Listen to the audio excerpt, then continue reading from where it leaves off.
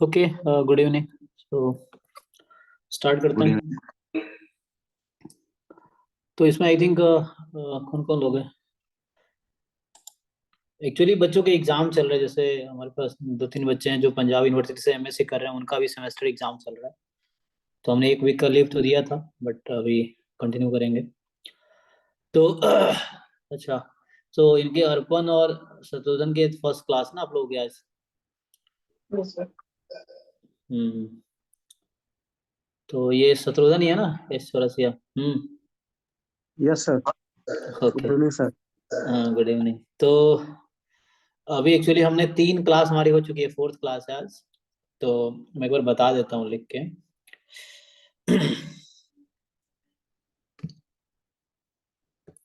इसमें थोड़ा rule strict चल रहा है। तो स्ट्रिक्ट इन द सेंस कि जो भी हम पिछले क्लास तक करा रहे हैं उसको आपको सॉल्यूशन करना पड़ेगा और ग्रुप में ही पोस्ट करना है, ताकि बाकी लोग भी उसको देख सके और सीख सके। क्योंकि गेट बहुत मुश्किल है। आप फर्स्ट लेक्चर देखोगे तो उसमें आपको आइडिया लग जाएगा गेट का क्या कैसे है, क्या करना है। तो मैंने फर्स्ट लेक्चर में बता रखा है। तो हमारा लेक्चर 1 से लेक्चर 3 तक एक वीक क्लास हुई थी कंटिन्यूअसली। फिर एमएससी का सेमेस्टर एग्जाम आ गया बच्चों का, उन्होंने कहा ब्रेक दे दो। तो हमने कहा एक सप्ताह का ब्रेक दिया, बाकी फिर वीडियो देख लेंगे अब। सो आज फोर्थ लेक्चर होगा, ठीक है।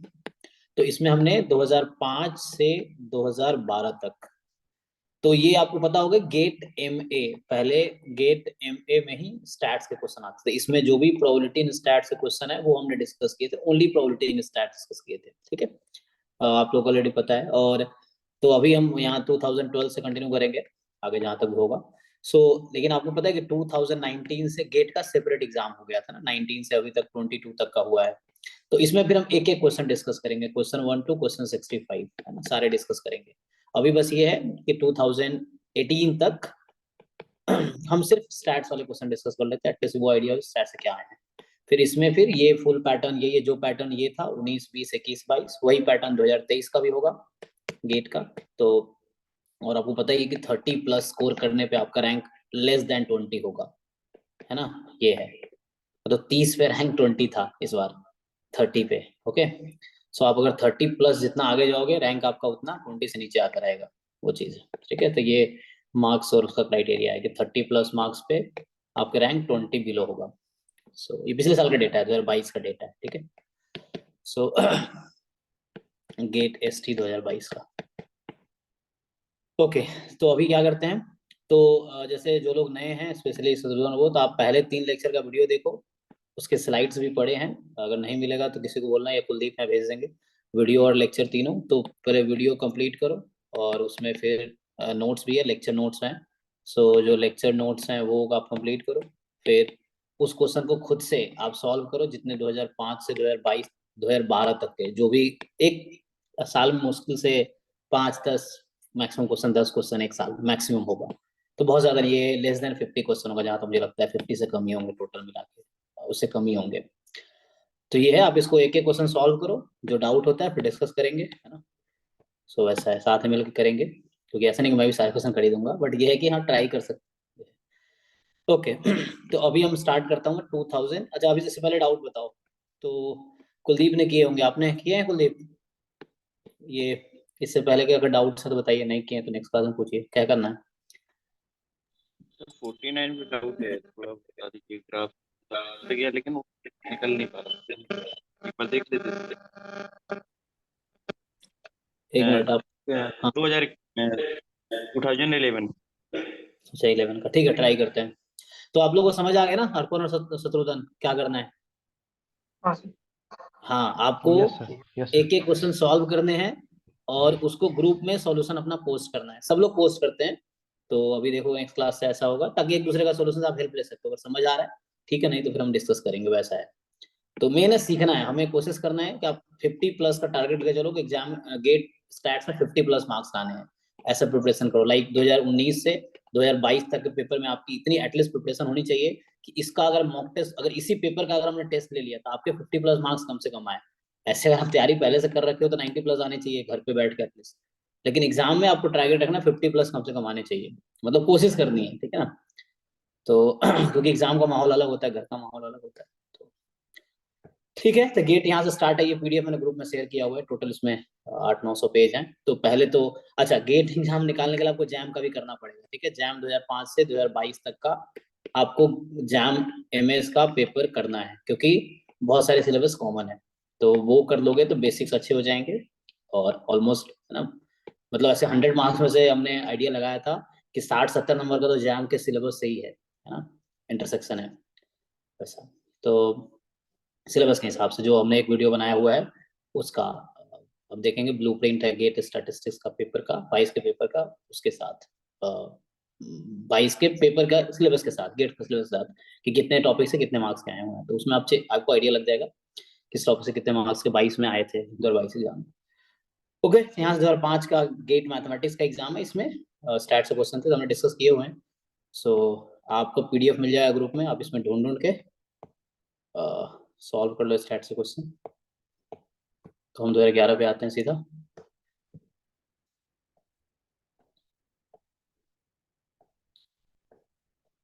से 7 का चल रहा होगा, जैसे यहाँ से कौन से ईयर का है, 2008 का है ये, है ना। सो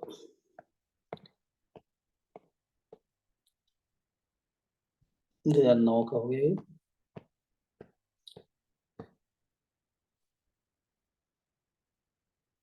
दस का चल रहा है ये। चलिए, तो 11 का अब स्टार्ट होगा, यहाँ से 11 का स्टार्ट होगा, ठीक है। 2011 का है गेट ए में 2011, तो हमें स्टैट से क्वेश्चन करने हैं बस। तो इसे हमने लास्ट क्लास में डिस्कस किए थे, है ना। डिस्कस किया हुआ। सो कौन सा क्वेश्चन था? 40 क्या पूछ रहे थे आप? हाँ जी कुलदीप, पूछे ना कोई क्वेश्चन? 49। 49, चलिए। ओके, तो आप देख पा रहे हैं 2011 में ये है ना, ये 48 49 सेम पीडीएफ पे डिफाइंड है कि let X and Y be two continuous random variables with PDF. अच्छा, ये इसमें भी है पल्लवी। हाँ जी, सो पोलोबी। अच्छा, बंगाली प्रोनाउंसिएशन मुझे आता नहीं है, तो मैं पल्लवी बोलता हूँ आपको, सो डोंट डोंट माइंड। आपने होमवर्क किया हुआ है? Yes, sir. I had submitted the PDF in group. Okay, 2012 तक आपने कंप्लीट कर रखा है, राइट? Okay, Yes, sir. ठीक है। द डाउट्स आप डिस्कस कर सकते हैं, आप बता सकते हैं, अगर कुछ क्वेश्चन प्रॉब्लम है तो we can discuss. Okay, Okay. So ठीक है, तो अभी 49 देख लेते हैं। तो इसमें क्या कर रहा है कि आपको X and Y be two continuous random variable with joint PDF ये दे रखा है आपको। पीडीएफ 2 है जब x प्लस वाई 0 1 के बीच है, X Y N positive, 0 elsewhere. अब आपसे पहला तो पूछा था कि ये प्रोबेबिलिटी बताओ क्या आएगा, तो ये आप लोग भी ट्राई करके, अभी पेन पेपर आपके पास है ना, लेके बैठो और इसको ट्राई करो 48 49 क्या आता है। तो मैं भी करता हूँ, तो पहले हम दोनों कर लेते हैं जब कर ही रहे तो। सो 2011, ठीक है ना, गेट एमए का क्वेश्चन नंबर 48 49 एक साथ है। तो पहले तो पीडीएफ लिख लेते हैं। तो जो हमारा ज्वाइंट पीडीएफ है एक्स वाई का, ऐसे ये सब आता होगा आपको, क्योंकि जिन लोगों ने ठीक से आपने बीएससी पढ़ा है या जैम। सर मैंने देखा था वो सॉल्यूशन, बट मुझे मेरे अकॉर्डिंग मुझे ऐसा लग रहा है कि सॉल्यूशन गलत हो सकता है, कोई बात नहीं। एक्चुअली कुछ नॉइज आ रहा है आपके तरफ से, साउंड में कुछ प्रॉब्लम देख लें पर। सो अदरवाइज ठीक है, ट्राई करते हैं, कोई दिक्कत नहीं है। जैसे पहला 48 में ये था कि प्रोबेबिलिटी क्या होगा, तो दोनों पार्ट कर लेते हैं जब कर रहे हैं तो। X plus Y less than half, so X plus Y less than half, so you will do what, just आपके पास ये सपोर्ट है, इसका ग्राफ बना लो पहले। सो अगर आप सपोर्ट का ग्राफ बनाओगे तो X positive Y positive less than 1, ये है, ये आपका सपोर्ट हो गया। अब आपको इस रीजन को देखना है, तो ये तो ऑब्वियसली मोर देन 0 है। सो यहाँ पे आप इस तरह से यहाँ हाफ मान लीजिए है, ठीक है। सो ये हमें क्या करना है, इस रीजन की प्रोबेबिलिटी निकालनी है, इस रीजन। ओके, तो सो क्या करते हैं आप लोग, अब इसको क्या करेंगे, जो पीडीएफ है 2dx dy, ठीक है, उसको आप इंटीग्रेट कर लो, क्या आएगा? तो बताइए, 1/4 आ रहा है। y के रिस्पेक्ट में करेंगे तो 0 to 1/2 पहले माइनस पहले तो पहले मैंने x लिख 0 to दिया, 1y। अगर मैं x पहले लिख दिया तो ऐसा कर ओके, लेंगे 0 to 1/2 माइनस y, हाँ आपका आ गया 1/2 माइनस वाई, और y फिर हो जाएगा 0 to 1/2। y बराबर हाफ तक ना, ये हाफ तक ही जा रहा है, सो 0 to हाफ ही होगा। चेक कीजिए, क्योंकि ये स्ट्रिप आपने बनाया, तो ये 0 to ये लाइन है x plus Y is equal to half, तो फिर वहां तक आ गया, और फिर ये वर्टिकली 0 से स्टार्ट होकर हाफ तक जाएगा, हाफ अब इंटीग्रेट कर लेंगे तो हो जाएगा, इसलिए कर दोगे। सो 0 to हाफ और 2 टाइम 1/2 माइनस वाई आ जाएगा डी, अब वाई बचा बस, ठीक है ना। 2 को integrate 2x, upper limit minus lower limit. अब जब 0 to हाफ तो ये 1 माइनस 2y dy, अब इसको इंटीग्रेट कर लेते हैं, तो 1 का इंटीग्रेशन y, 2y का y स्क्वायर, 0 to हाफ, ठीक है। चेक कर लीजिए, सो यहाँ से हो गया 1/2 माइनस 1/4, और माइनस में फिर 0 माइनस 0 हो जाएगा, तो फाइनली 1/4 आ गया, ठीक है। तो ये तो बात है 49, सो ये आपका 1/4 आ गया। 49 में कह रहा है कि expectation of x given y is equal to half, है ना। तो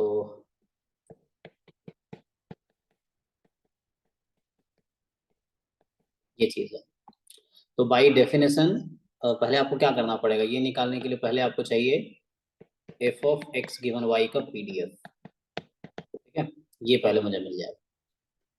तो इसका डेफिनेशन बताओ कोई, क्या लिखेंगे, f of x given y क्या होता है?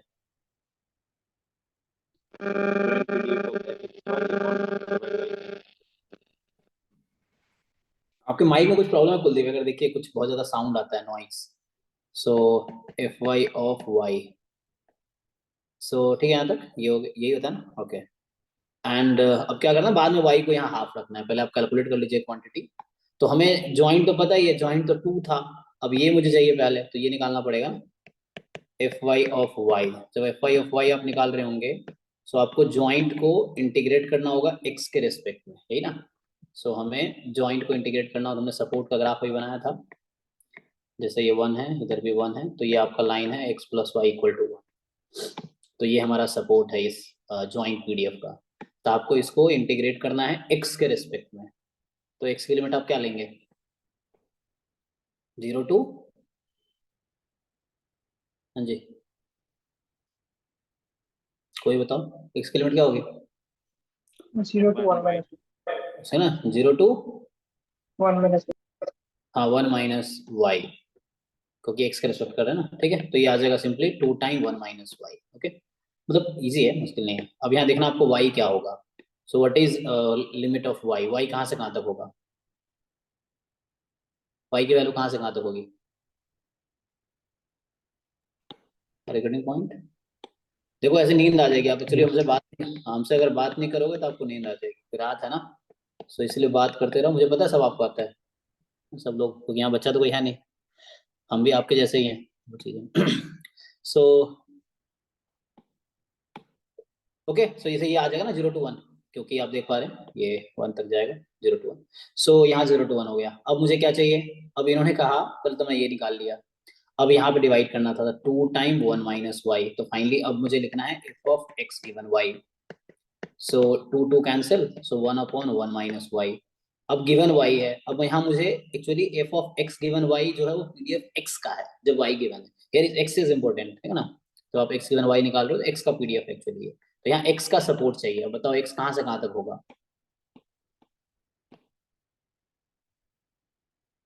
सो जैसे इसमें था कि y 0 से 1 में है, लेकिन यहाँ पे तो जो ज्वाइंट लिखा, सो यहाँ पे अभी अच्छा जैसे y गिवन y लिखा हुआ है, हाँ तो यहाँ से होगा 0 to 1 माइनस वाई, है ना, हाँ तो जब y रख देंगे तो सही हो जाएगा, आप सही कह रहे हो।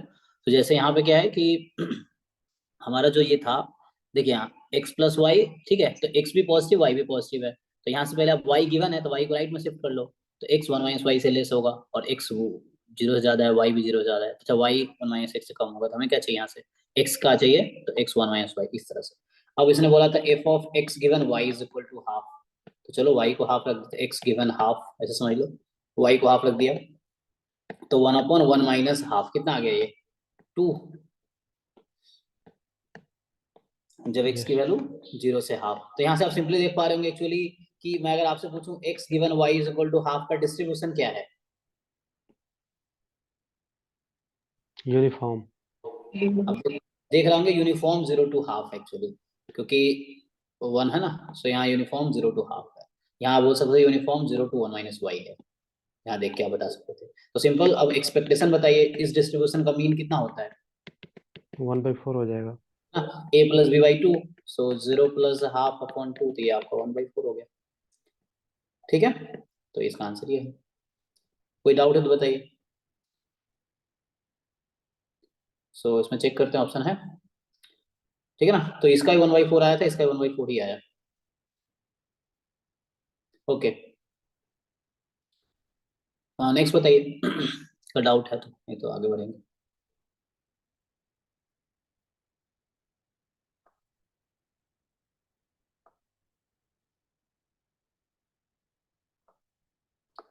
चलिए, एक क्वेश्चन पिछले क्लास में था, उस समेशन वाला था ना कोई।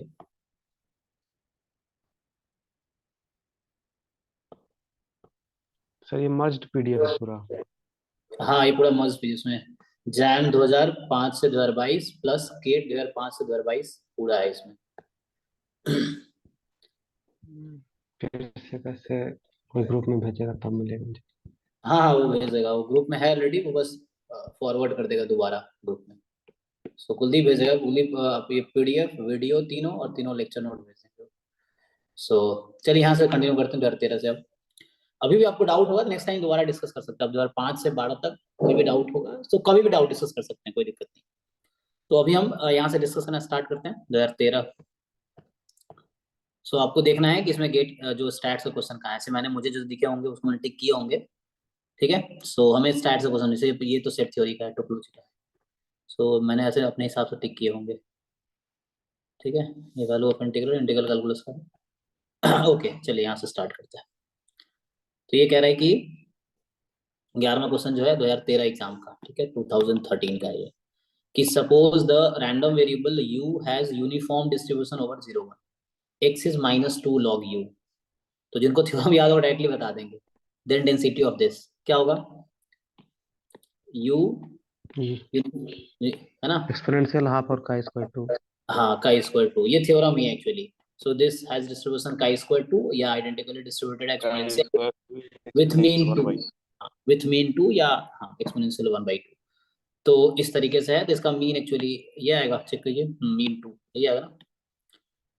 सो डायरेक्टली रिजल्ट है, आप प्रूव भी कर सकते हैं, ठीक है। सो इसमें कोई प्रॉब्लम नहीं है, डायरेक्टली थ्योरम है, वीकर बाद में आपको मिल जाएगा या कहीं भी मिल जाएगा, किसी बुक में आप खुद भी प्रूव कर सकते हैं ट्रांसफॉर्मेशन से। ओके, ठीक है ना। किसी को डाउट हो तो यू कैन आस्क, पर प्रूफ देखना है, प्रूफ बहुत इजी है इसका, देखना है। चलिए यहाँ पे आते हैं। सो ये कह रहा है 16 कह रहा है कि suppose x is a random variable with probability x is equal to k है q की पावर k इनटू p। कौन सा डिस्ट्रीब्यूशन है? कौन सा डिस्ट्रीब्यूशन है? ज्योमेट्रिक, पास्कल ज्योमेट्रिक है ना, ज्योमेट्रिक है, जिसमें हम अगर x का ज्योमेट्रिक है ना, ज्योमेट्रिक है। और इसको हम इंटरप्रिटेशन देखेंगे, ज्योमेट्रिक में दो फॉर्म है ना, तो इस फॉर्म में जो होगा एक 0 से स्टार्ट है, तो हम देखते हैं number of failure before first success, है ना।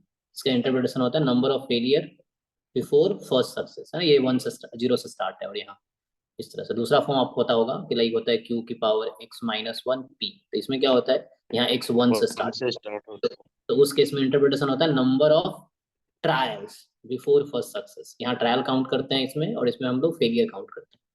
सो ये इंटरप्रिटेशन है, क्योंकि ये दोनों पे क्वेश्चन आ जाते हैं एक साथ। सो ठीक है, तो यहाँ पे देखते हैं कि वो ऐसे इंटरप्रिटेशन यहाँ जरूरत नहीं है, जरूरत तब पड़ती है जब इस तरह के क्वेश्चन होते हैं, बेसिक प्रोबेबिलिटी टाइप के। So suppose x is a random variable with this PMF, p जो है 0 1 के बीच है। For the hypothesis testing problem h0 में p हाफ है, h1 में p हाफ नहीं है, मतलब not equal to half. Consider the test rejecting h0 if x is less than equal to a और if x more than equal to b। तो x a से कम है या b से ज्यादा है, लाइक नंबर लाइन पे कोई नंबर है, मान लो a और b।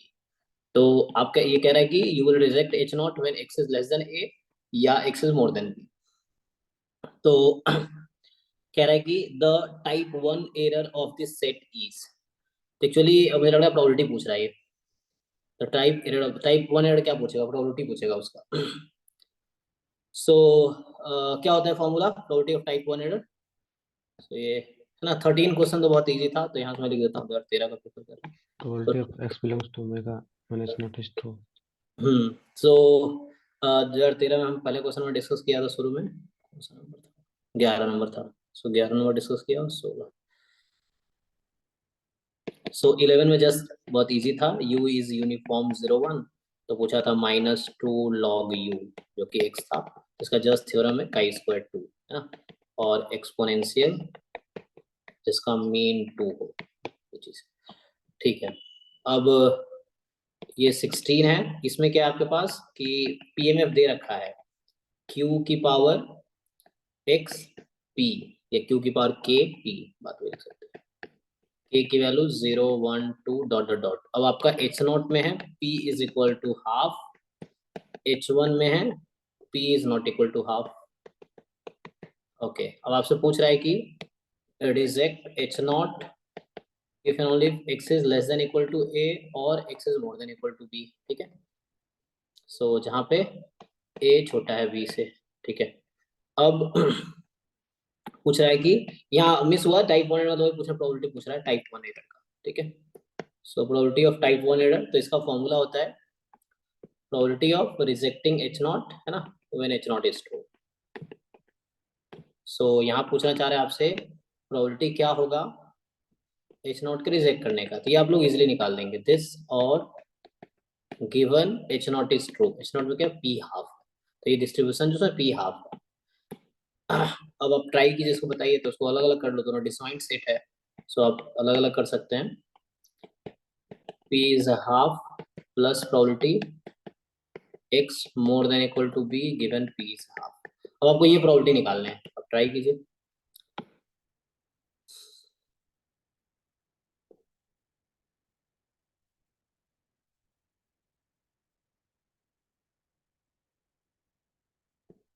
यहाँ क्या पूछा गया है ना, तो माइनस बी है मतलब 1/2 की पावर बी है, 2 की पावर माइनस है मतलब 1/2 की पावर ए, इस तरीके से। सो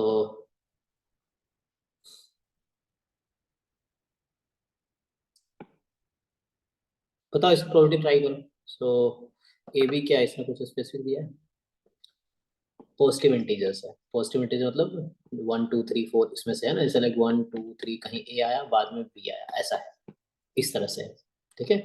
सो ये पॉजिटिव इंटीजर है।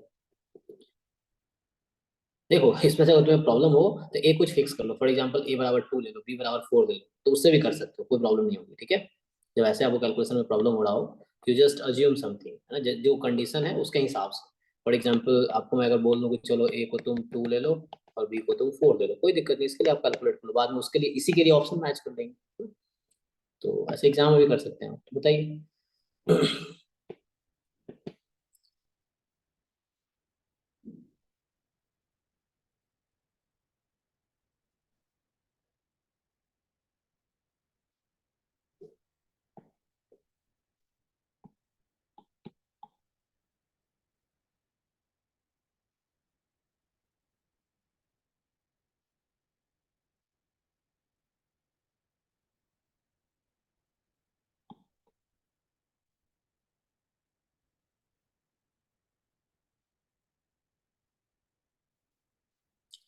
कैलकुलेट करो, देखो ये है।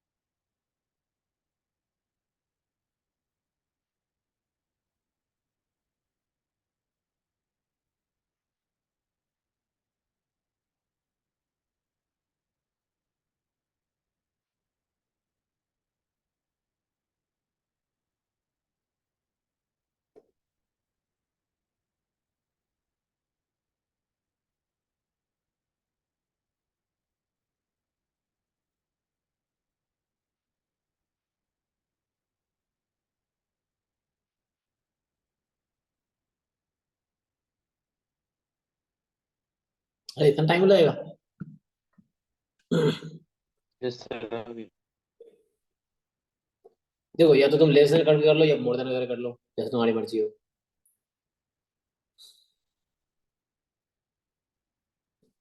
ऑप्शन देख के क्या लग रहा है, क्या बेटर रहेगा? टू की पावर माइनस इस तरह से है, so it's better to have, कोई भी एक तरीका लगा के देख लो, नहीं तो हाँ चलो जैसे मैं अगर यहीं पे कर लूँ, चलो पहले वाले को ब्रेक कर लेते हैं, मैं 2 4 नहीं लेता हूँ, तुम ले सकते हो, चलो ऐसे बिना 2 4 नहीं करते, 2 4 करके इजी हो जाएगा, ठीक है, और आसान हो जाएगा।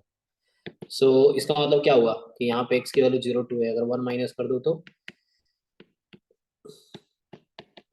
मोर देन इक्वल टू है, नहीं not equal to, strictly more than, strictly more than A given p is equal to half. इसे करके देख रहे हो तो सीधा सीधा भी कर सकते हो तुम, 0 1 2 3 अप टू a, फिर वहाँ जीपी का फाइनाइट सम लगाना पड़ेगा, यहाँ जीपी का भी जो कर रहा हूँ उसमें जीपी का इनफाइनाइट सम यूज होगा, है ना।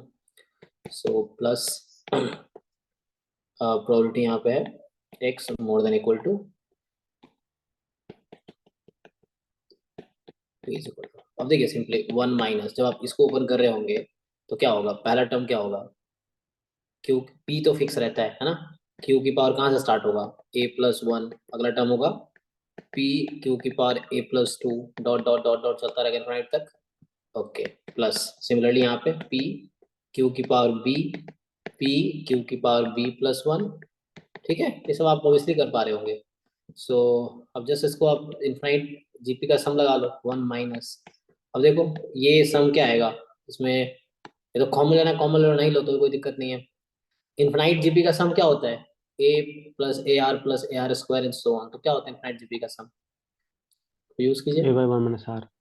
है ना। सो ए बाई वन पी क्यू की पावर आपका हो गया a प्लस 1 और अपन आपका हो गया 1 माइनस, देखिए आर क्या है, क्या मल्टीप्लाई क्यू हो रहा है ना, सो इस तरह से ये ठीक है, first term upon 1 minus R, common ratio जो हर बार मल्टीप्लाई हो रहा है, तो पावर क्यू का ही ऐड हो रहा है, ओके, सिमिलरली प्लस, अब यहाँ फर्स्ट टर्म ये है p क्यू की पावर b, ये फर्स्ट टर्म है, 1 माइनस आर, आर फिर से क्यू हर बार मल्टीप्लाई हो रहा है, सो आर इज क्यू, अब ये 1 माइनस क्यू आपको पता है p प्लस क्यू 1 होता है, so this gets cancel with this gets cancel with this, so finally आपके पास आ गया 1 माइनस क्यू की power a plus 1 plus q की पावर b, एक्चुअली p आपका यहाँ हाफ था जो कि मैंने भी आ गया ना, तो नहीं किया पुट कर लेंगे, p हाफ है तो क्यू भी हाफ है, पुट कर लो हाफ, सो 1 माइनस हाफ की पावर a प्लस 1 हाफ की पावर b, और सिंप्लीफाई करना जैसे उन्होंने किया है, ठीक है, देख लो क्या आंसर है, सो इस तरह से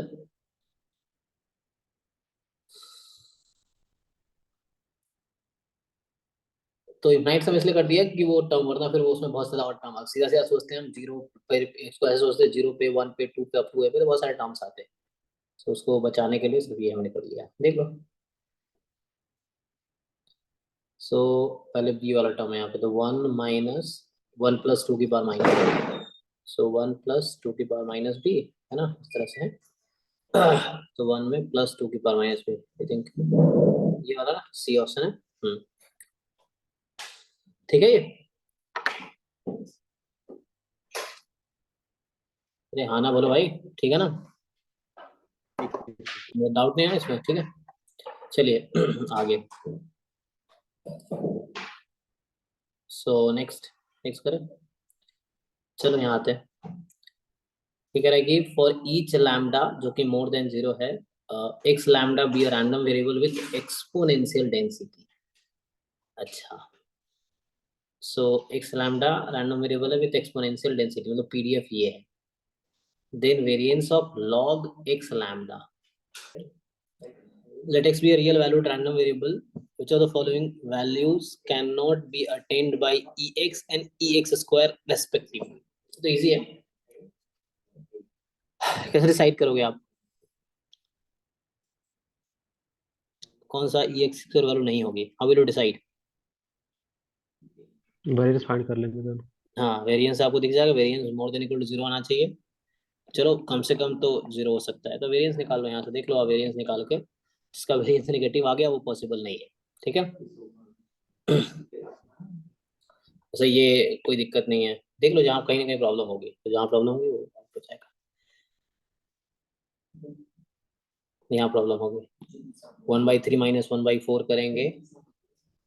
ओह नहीं, 1/3 माइनस 1/4 बी में भी प्रॉब्लम हो गई। 3-4 यहाँ B प्रॉब्लम। हाँ 3-4, तो B ये यही करेक्ट ऑप्शन है, बाकी हो जाएगा। ठीक है, तो यहाँ यही लॉजिक, वेरिएंस वाला ही लॉजिक लगाना चाह रहा है आपसे, तो यहाँ वेरिएंस नेगेटिव आ जाएगा, इसलिए पॉसिबल नहीं है। ठीक है, ओके।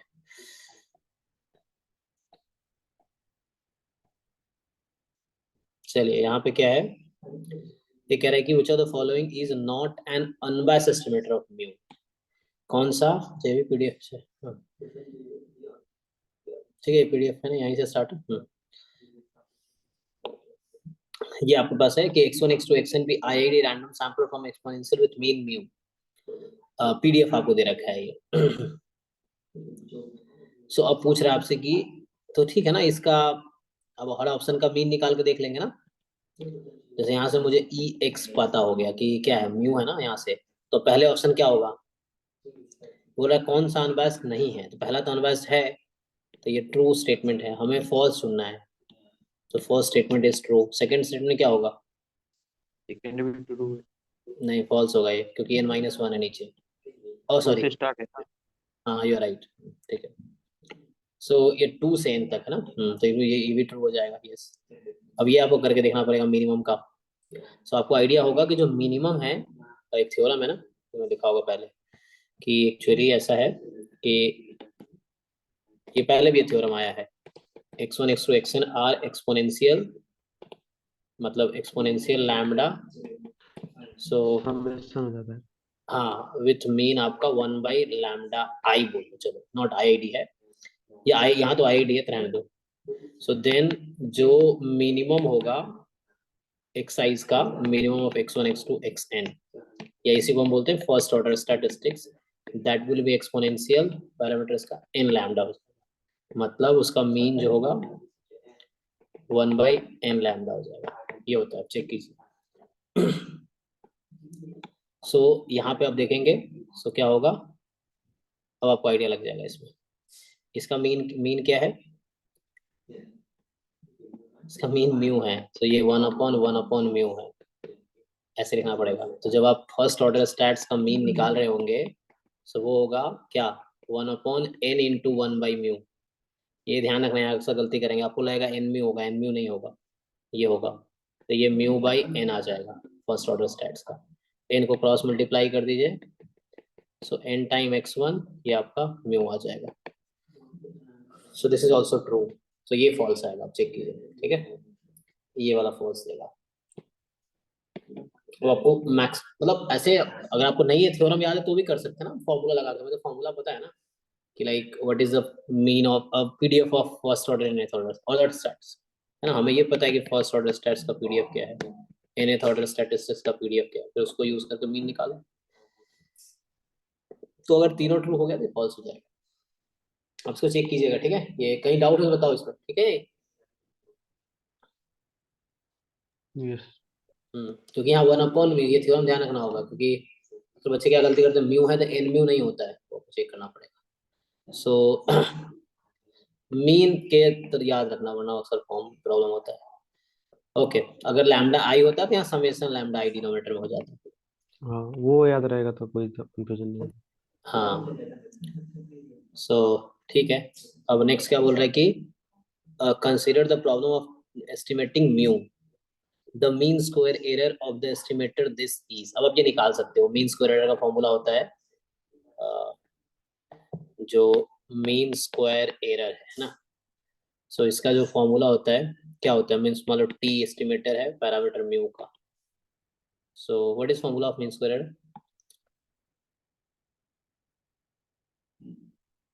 क्या हो कोई बताओ। Variance of T plus y का स्क्वायर।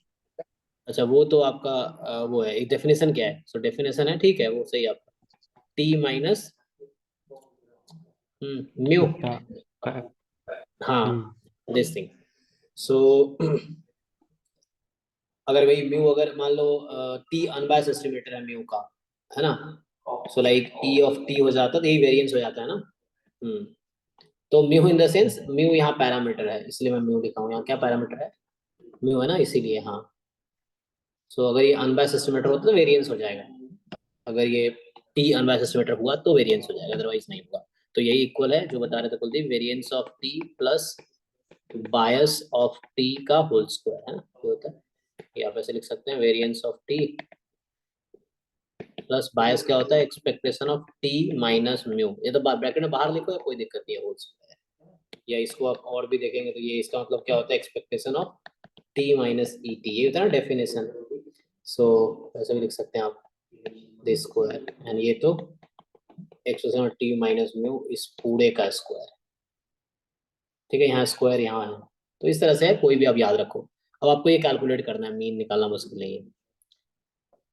ये फॉर्मूला लिखा दिया, पता ही होगा आपको पहले से। So just you need to calculate the mean. ये क्वांटिटी है, ये ऐसा है कुछ 1/n+1 summation x i from 1 to n, है ना। तो एक्स बार नहीं, एक्स बार के टर्म में लिख सकते हैं आप, तो n से मल्टीप्लाई डिवाइड कर देते हैं, ऐसा लिख सकते हैं ना, ये ऐसा हो गया। n से मल्टीप्लाई डिवाइड कर देते हैं, ये हो गया। बाकी कैलकुलेट कीजिए, जो फॉर्मूला लिखा है फॉर्मूला से आप ट्राई करके देखिए क्या आएगा। ओके सो ट्राई कर लोगे ना, जस्ट आप पुट करो, नहीं होगा तो बताना, हो जाएगा। Yes sir. हम्म क्योंकि ये सब प्रैक्टिस करो, यही सब एग्जाम में क्या नया आएगा, अभी आप देखेंगे 19 के बाद कैसा आया है, लेकिन 30-40 नंबर 50-60 नंबर तो इजीली ले आओगे। सो आगे प्रोबेबिलिटी का है ना। ये 14 यहाँ से स्टार्ट हो गया, सो यहाँ से 14 का पेपर स्टार्ट हो गया। चलो तो ये क्वेश्चन आया है ना, सो यहाँ से जस्ट, ये तो जैम में भी आ चुका है, ये क्वेश्चन जैम 2005 में भी आया हुआ है, यही क्वेश्चन।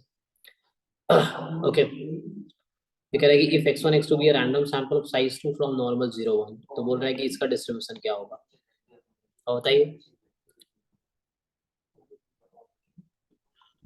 का स्क्वायर पे सेट हो जाएगा, काई स्क्वायर का स्क्वायर तो से एफ हो जाएगा। हाँ, जैसे आप √2 से डिवाइड कर दीजिए ऊपर नीचे, लाइक 2 और 2 से डिवाइड कर दो, तो ये हो जाएगा काई स्क्वायर 1 अपॉन काई, एक मिनट, x1 प्लस x2 का डिस्ट्रीब्यूशन क्या होगा, F11। हाँ तो ये f11 हो जाएगा, chi square 1 upon chi square 1, तो ये f11 आ जाएगा, चेक करना। मतलब यहाँ से क्या है कि x1 प्लस x2 जो है नॉर्मल 0 2 हो गया, तो इसको √2 से डिवाइड कर दो ना, तो नॉर्मल 0 1 हो गया, 2 इसलिए क्या क्योंकि स्क्वायर लगा हुआ है। अब इसका आप स्क्वायर करेंगे तो ये काई स्क्वायर 1 हो गया, ये चीज है। और सिमिलरली काई स्क्वायर नीचे भी वही है, नीचे वाले का भी x1 माइनस x2 का डिस्ट्रीब्यूशन भी नॉर्मल 0 2 ही है, तो काई स्क्वायर 1 वो अपॉन काई स्क्वायर 1 f11 हो जाएगा। So this is f11। जिनको थ्योरी नहीं पता, आप वीडियोस देखो जैम वाली जो हमने अभी इस साल कवर की है। सो नेक्स्ट है, z है normal 0 1 b random variable, then the value of expectation of maximum z0। अच्छा अब इसमें क्या हो गया, तो कोई बात नहीं, इसमें क्या हो गया कि क्या होगा, जैसे जस्ट डेफिनेशन यूज कर लो, maximum z0 into PDF of z क्या होता है, माइनस इनफिनिटी से प्लस इनफिनिटी। तो अगर आप ब्रेक करना है दोनों आपको, तरह स्प्लिट करके कर लेंगे। बस हो जाएगा। अब जब x नेगेटिव है, जब z नेगेटिव है तो यहाँ 0 आ जाएगा, जो बड़ा है वो लेंगे ना, मैक्सिमम लेंगे, तो ये 0 dz हो जाएगा, बाद में सब खत्म। और ये है तो यहाँ z टाइम, फिर आप उसका पीडीएफ लिख लो, 1/√2 पाई e की power minus half z square dz। अब इसको t लेके इंटीग्रेट कर लो, हो जाएगा इजीली हो जाएगा ये, ठीक है। इसको t सब्स्टिट्यूट करके, ठीक है ना। मैक्स मैक्सिमम एक्स फॉर्मूला लगा देंगे और एक्सपेक्टेशन लगा देंगे, 1/√2 पाई आ जाएगा। अच्छा अच्छा, तो आपको ये कहना ही आएगा, ओके ठीक है। सब चेक कर लीजिएगा, ठीक है।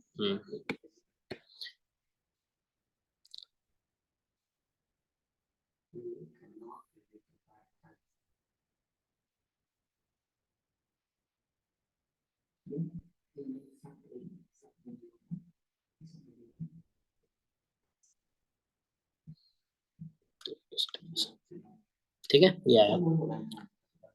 तो ये कह रहा है कि the time to failure, so the time to failure in months of light bulbs manufactured at two plants A and B obeys the exponential distribution with mean 6 and 2 respectively.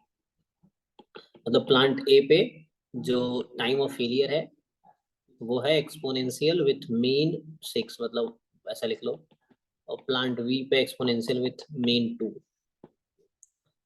A plant B produces 4 times as many bulbs as plant A does. Okay. तो ratio क्या होगा? 1:5 का, ए का, है ना। ए अगर 1 कर रहा है तो वो 4 कर रहा है, टोटल 5 हो गया।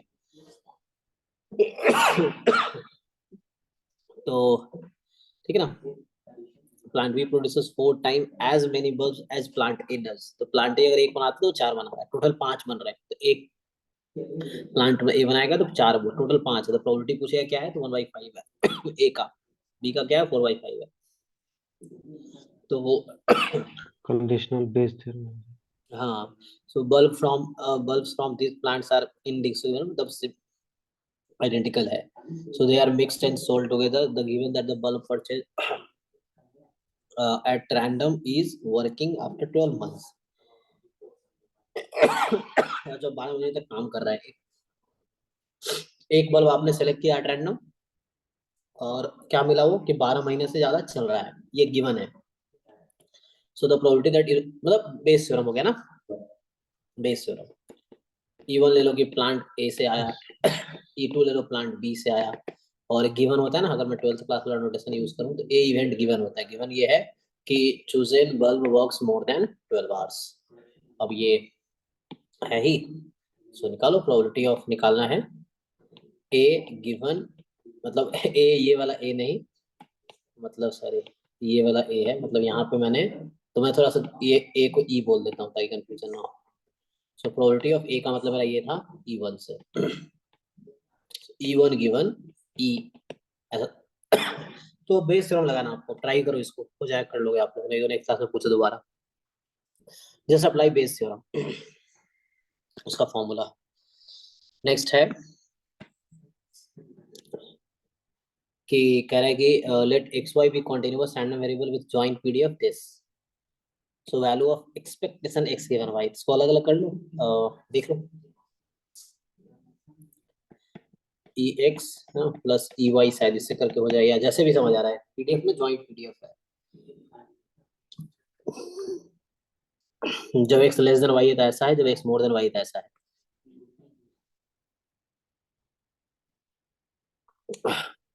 तो मीन जस्ट निकालना है ना, तो डेफिनेशन तो पता ही आपको, या तो मार्जिन निकाल सकते हो निकाल लो, नहीं तो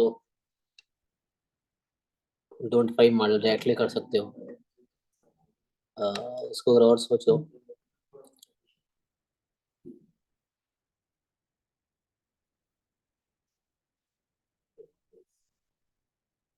कैसे करोगे, एक तो डेफिनेशन तो वही है, मीन का जो डेफिनेशन है उससे कर सकते हैं थोड़े से, और अगर दूसरा तरीका सोचे हम तो कंडीशनल टाइप का भी सोच सकते हैं।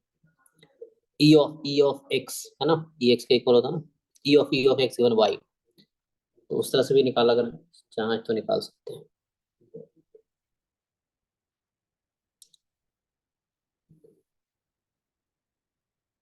मतलब मीन निकालना, जस्ट मीन को पता है ना वो क्या करना है। मीन के लिए या तो आप एक्स का मार्जिन निकालो, फिर x time PDF of x करो, वाई का मार्जिन दिस निकालो, नहीं तो जॉइंटली करना है तो x plus Y time f x y d y. अब दो पार्ट में ब्रेक कर लो, एक ये रीजन, पूरा रीजन क्या है आपका फर्स्ट क्वाड्रेंट है। सो जब एक्स लेस देन वाई है तो इस रीजन में वो पीडीएफ है, इस वाले रीजन दूसरे रीजन में दूसरा पीडीएफ है, तो उसको ब्रेक कर लो रीजन में, है ना। इस वाले में ये है, दो अलग अलग पार्ट में ब्रेक कर लो, कोई दिक्कत नहीं है, समझ आया ना करना क्या है। आपको just x plus y into joint sir. PDF use करना है, और इंटीग्रेशन को दो रीजन में ब्रेक करना है, एक इस रीजन पे और एक इस रीजन पे, दो समेशन, दो सिवा पिछले क्वेश्चन में किया था ना, माइनस इनफिनिटी से जीरो, जीरो से इनफिनिटी, तो सिंगल इंटीग्रेशन का था, तो लाइन पे ब्रेक हुआ कि जीरो पे लाइन को दो पार्ट में ब्रेक कर दिया। अब ये क्या, रीजन को उस लाइन के इस तरफ, लाइन के इस तरफ कर देते है ना, वो चीज है, वो पॉइंट के अराउंड। अभी इसमें क्या है, जीरो पॉइंट के अराउंड आपने ब्रेक कर दिया, यहाँ पे क्या उस लाइन के अराउंड ब्रेक करना है, डबल इंटीग्रेशन को ट्राई बाई करो। लाइन से एक कर लेके वो कर सकते हैं। हाँ वही वही बड़े बड़े करके आप ऐड कर लो, एग्जैक्टली वो भी कर सकते हो आप कि x plus Y time this, इस पे कर लो integration, plus x plus Y time this, इस पे कर लो, ठीक है।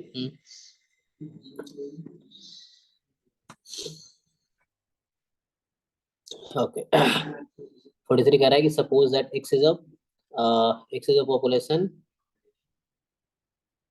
Random variable with PDF this where theta is, मतलब क्या है, जैसे पावर डिस्ट्रीब्यूशन होता है शायद, कोई बात है एग्जाम सिलेबस में बीटा वन थीटा है बीटा ना, वन ओके। बीटा हाँ वन बेटा कन्वर्ट कर सकते हैं आप। अच्छा x की power, okay alpha minus one, one minus x की पावर बीटा माइनस वन, तो बीटा वन हो गया ना। ओके ठीक है। बीटा थीटा वन होगा इसका। हाँ हाँ थीटा कोमा वन बीटा में, ठीक है। सो मतलब अल्फा कोमा बीटा पैरामीटर लेंगे तो वो बीटा पैरामीटर जो है वो है, ठीक है। सो एनीवे तो कहना क्या चाह रहा है, in order to test the null hypothesis h naught theta is equal to against alternative theta is equal to 3, the following test is used: reject h naught when x more than equal to half except otherwise, where x1 is random sample of size 1, अच्छा sample size 1 का है, मतलब यही PDF होगा उसका। Then power तो simple है ना, जब टाइप 1 एरर मैंने निकाला था, सो जैसे टाइप 1 एरर निकाला था वैसे ही पावर का फॉर्मूला होता है, क्या होता है, बस फॉर्मूला लिख लो खाली,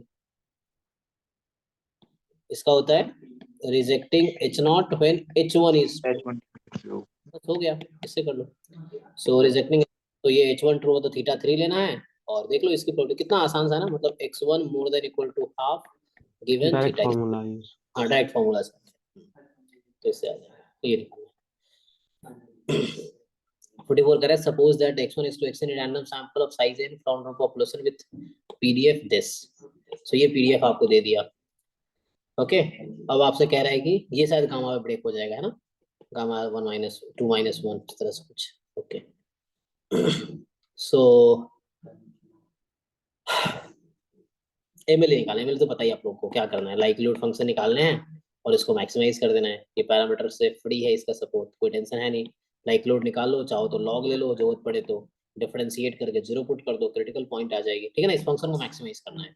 सो लाइक्लीहुड फंक्शन निकालो और उसको मैक्सिमाइज करो, ट्राई करो, नहीं हो तो बताओ, ठीक है, ये स्टैंडर्ड क्वेश्चन है कि कोई भी डिस्ट्रीब्यूशन दे रखा है उसका एमएल ही निकालना है, तो जस्ट लाइक्लीहुड फंक्शन फाइंड करके अगर आपको लाइक्लीहुड नहीं पता था पूछो, फिर वो बताऊंगा, है ना, तो ये आपको पता ही होगा। ओके सो ये आप ट्राई कर सकते हो इसे।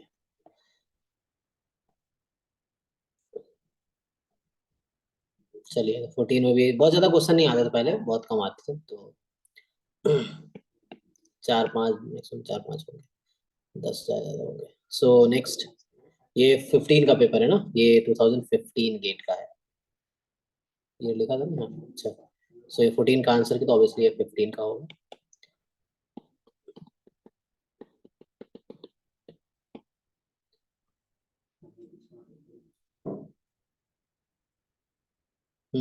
सो अब देखना है इसमें प्रोबेबिलिटी क्वेश्चन कहाँ है, शुरू तो एप्टीट्यूड होते थे अब।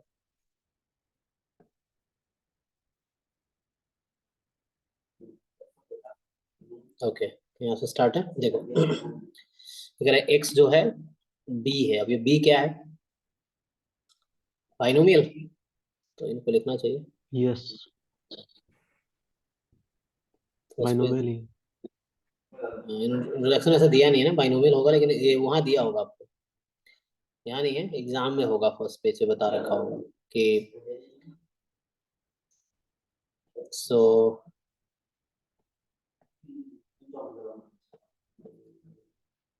पेपर में बता रखा होगा, यहाँ पे उन्होंने दिया नहीं वो पेज। चलो सो एक्स बाइनोमियल 5 हाफ है और वाई यूनिफॉर्म 0-1 है, तो बोल रहा है कि ये और ये बताओ, ठीक है क्या दिक्कत है, जॉइंट, अच्छा कुछ बताया नहीं इन्होंने,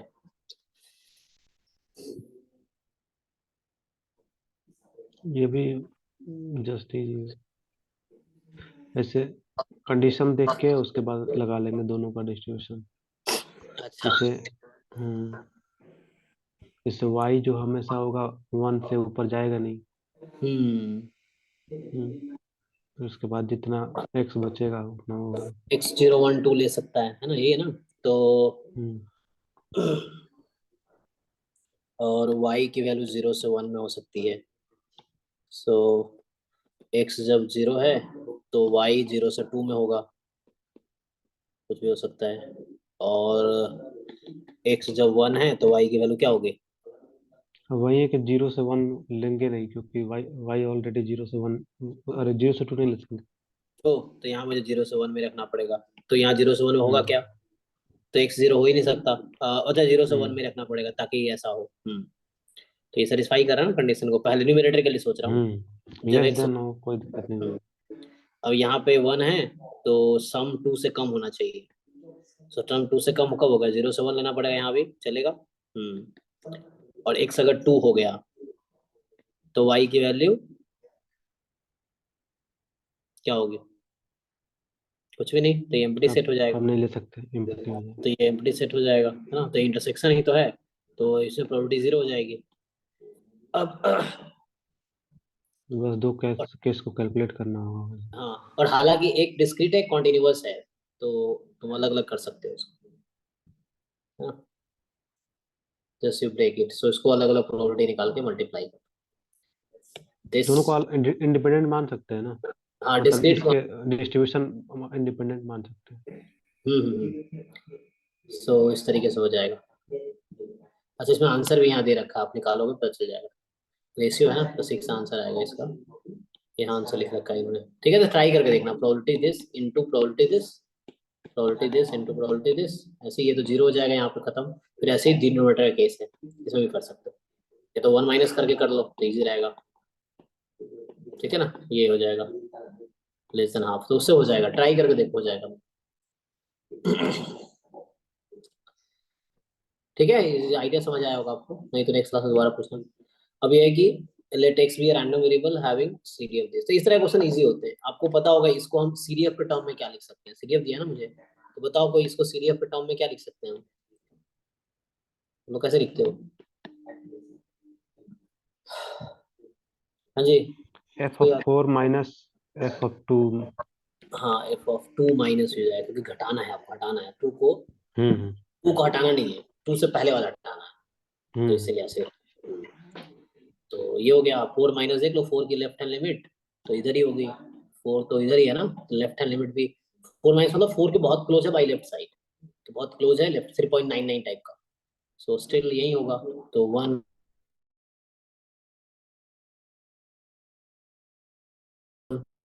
माइनस 2/5 2 माइनस कितना? 2/5। तो ऐड भी करना पड़ेगा ना सर उसमें, जो पॉइंट पर प्रोबेबिलिटी x = 2 पे है। नहीं वो हमने हटा दिया ऑलरेडी। हमने क्या किया, हटा दिया ना। इन्होंने क्या करेक्ट आंसर 4 क्यों लिखा हुआ है? प्रोबेबिलिटी 4 थोड़ी हो सकता है। ये किसका आंसर है, हैं? ये क्या है? गलत प्रोबेबिलिटी लग रहा 4। है। हाँ वो कुछ गड़बड़ है, प्रोबेबिलिटी 4 थोड़ी होगा। तो गड़बड़ यहाँ भी गड़बड़ होगा फिर कुछ, तो ये प्रोबेबिलिटी 4 थोड़ी हो सकता है। ठीक है ना, ये करेक्ट है। उसमें क्या होता है, प्रोबेबिलिटी जब आप x लेस देन, ऐसा है ना, ये x less than b more than equal to a है, तो इसको आप ऐसा लिख सकते हो, x less than b minus probability x less then a, ऐसा लिख सकते हो। ये राइट हैंड साइड में होगा सर, ये वाला 4 क्या राइट हैंड साइड में होगा? fx4 होगा। हाँ किया ना, fx4 है, 4 है। ऊपर इसमें रिलेटिव लगा। सही है, ठीक है ना, तो ये आप कर सकते हो। ये इसमें सीडीएफ इक्वलिटी पार्ट नहीं लेना है, इसीलिए नेगेटिव वाला पार्ट लेंगे भाई। हाँ इसलिए ये वाला पार्ट लिया, ये नहीं लेंगे। क्यों नहीं लेंगे? क्योंकि राइट कंटिन्यूअस है ना, सो हमें 2 को हटाना है, तो 2 का लेफ्ट हैंड लिमिट लेना है। 2 के पीछे वाला पार्ट लेना, 2 को नहीं अगर यहाँ तुम 2 लिख दिए, तुम फिर ये निकाल रहे हो x more then 2 less than 4, ऐसा निकाल रहे हो। अगर आपने ये हटा दिया तो वो फॉर्मूला देखना पड़ेगा जो मैं लिखाया होगा। ठीक है, तो ये 4 केसेस हैं कि दोनों जगह इक्वलिटी हो सकती है, एक जगह इक्वलिटी होगी या कहीं भी इक्वलिटी नहीं होगी। उसका फॉर्मूला देख लो, इसका आंसर ये होगा। ठीक, अच्छा यहाँ क्या पूछ दिया, सेम क्वेश्चन है क्या? अच्छा अलग अलग है, ओके। सो ये सीडीएफ सिमिलर दिख रहा है, इस टाइप का क्वेश्चन है। तो देखो आपको ये भी पता होगा ई एक्स सी डी एफ के टर्म में क्या आता है, पता है ना? 0 से इन्फिनिटी क्या होता है? 1 minus 1 minus c d f d x. तो ये सब बहुत इजी क्वेश्चन में कर देते, बाकी है तो आपको करना पड़ेगा, जो थोड़ा टाइम टेकिंग है। तो इसमें क्या है कि 0 से पीछे तो है नहीं कुछ, और एक कंडीशन है ये फॉर्मूला लगाने के लिए, नॉन नेगेटिव रैंडम वेरिएबल होने चाहिए।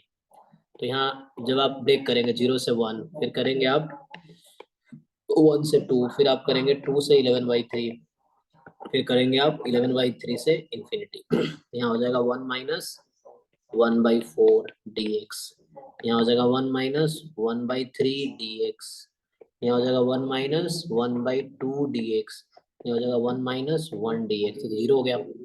ठीक है, अब इसको कैलकुलेट कर लीजिए जस्ट आप, तो आ जाएगा आंसर। तो पहला वाला आएगा 3/4, ये 3/4 आ जाएगा। दूसरा टर्म आएगा 2/3, तो ये 2/3। तीसरा आएगा 1 माइनस 1/2, 1/2 इंटू, फिर घटाओगे 11/3 माइनस 2, कितना हो जाएगा? 5/3। तो आपको 5/3 हो जाएगा, इस तरह से आंसर आ जाएगा। ओके, सो ये हो जाएगा जो भी आएगा।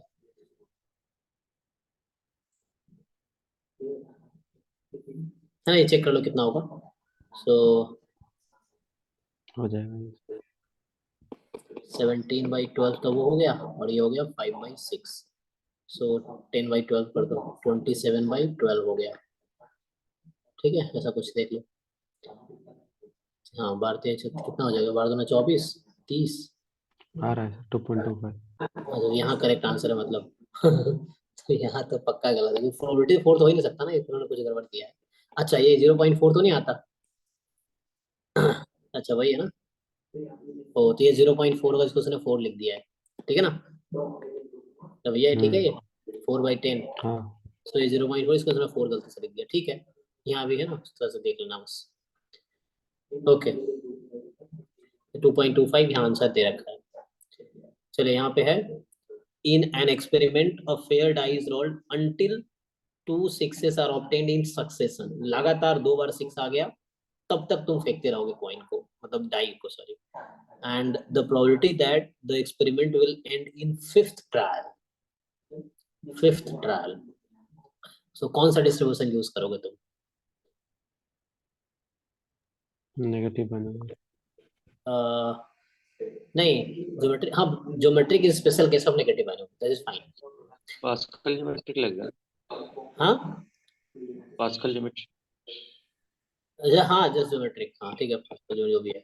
सो यहाँ x लेता हूँ मैं, number of trial required to get first success. यहाँ सक्सेस को क्या डिफाइन कर रहा हूँ? Getting 2 6s at a time. अच्छा तो getting 2 6s at a time ना, लगातार 2 बार 6 आ जाए। लेकिन उसमें तुम फिर हाउ विल यू डिसाइड? तो यहाँ पे ये है कि x⁵ पे 5वीं बार में तुम्हारा experiment will end in 5th trial. तो इसका क्या मतलब है?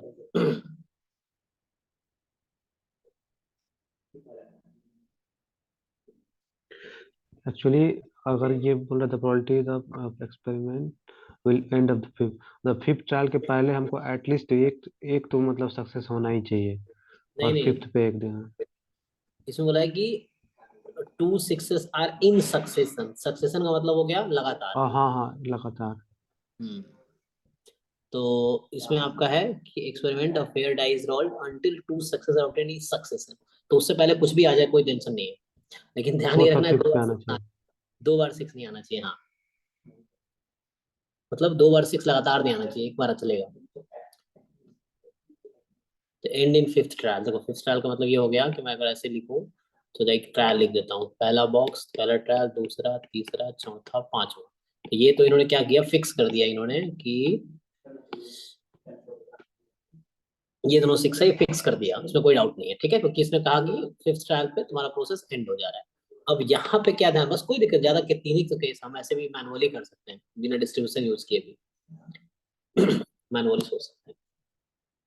बस क्या ध्यान रखना है कि लगातार 6 ना आए, मतलब इन दोनों पे 6 ना आ जाए या इन दोनों पे 6 ना आ जाए, है ना। सो देखो इन दोनों का तो फिक्स हो गया ना, 1/6 इंटू 1/6, इन दोनों प्रोबेबिलिटी फिक्स हो चुकी है। अब हमें यहाँ सोचना है। देखो तो तुम ये बताओ कि 2 6 लगातार नहीं आएगा, तो ऐसा कर ले, पहले निकाल लेते हैं 2 6 लगातार आने की क्या प्रोबेबिलिटी है, निकाल लेते हैं ना। लगातार 2 6 इनमें से आने की क्या क्या पॉसिबिलिटी तुम बताओ।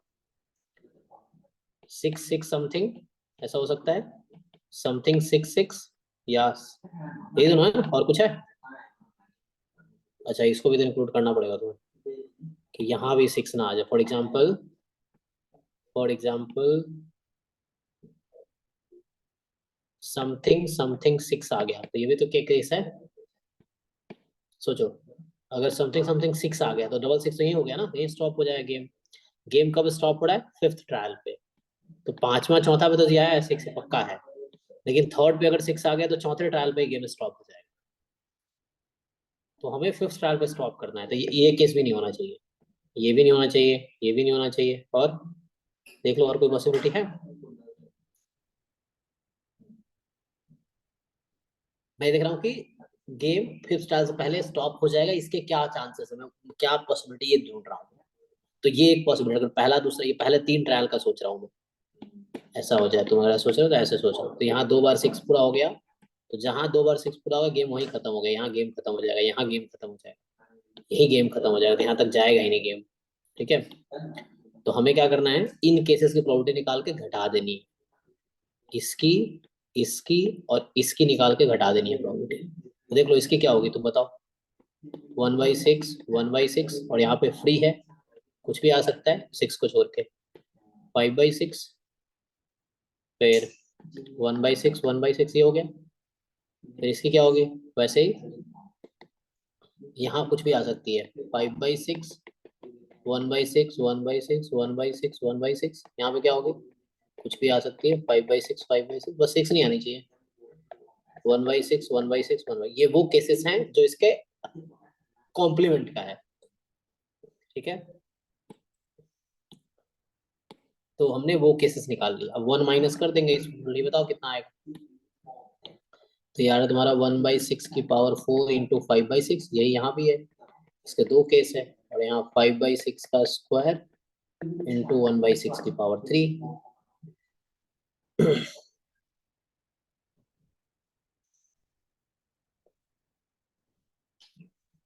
ठीक है, ये निकालो कितना आता है, देखो मैच कर रहा है क्या। ये सी सी ऑप्शन करेक्ट कह रहा है, चेक करो। सो 1 माइनस ये कितना हो गया, ऊपर कितना हो गया 10, 6 की पावर 5, ऊपर कितना हो गया 25, 6 की पावर 5। चलो 6 की पावर 5 कॉमन ले, 6 की पावर 5 कितना होता है,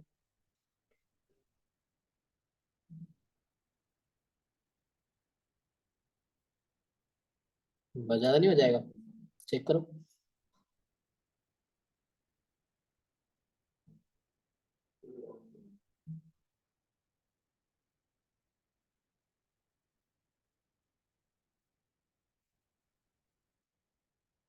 चलिए कॉम्प्लीमेंट में बहुत मे हो भी गया काउंट। 7।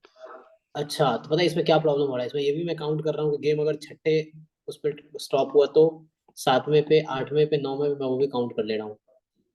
जो कॉम्प्लीमेंट लिया ना मैंने, तो कॉम्प्लीमेंट में वो केस भी आ गए जहां पे गेम हम्म, आगे वाला पे शायद खत्म हो रहा है। तो क्या है, कुछ भी आ सकता है। सो भाई इट इज नॉट 6 की बार 5 तो बहुत ज्यादा होगा ना, 6 इंटू 6 इंटू 6 इंटू बहुत ज्यादा होगा, -25 करेंगे बस। 35 करेंगे, -35 करेंगे, तो ये तो नहीं आएगा 175। ओके, एक बार फिर से ट्राई करते हैं, कहना क्या चाह रहा है। मतलब ये केस है जहाँ पे पहले उसमें स्टॉप पड़ा, दूसरे में ना इस तरह से। अब अच्छा वो अगर केस और ले लेते मान लो, चलो जैसे जो मैं कह रहा हूँ, ठीक है। तो और केसेस अगर लेंगे जहाँ छठे पे स्टॉप पड़ा, 7वें पे स्टॉप पड़ा, तो क्या हो रहा होगा।